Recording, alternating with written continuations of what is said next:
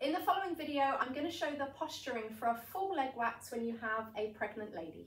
Firstly, we must ensure that the back top area of the couch is slightly elevated. Now, our client is 7 months pregnant, and this will just make sure that there's no pressure on the abdomen or lower back.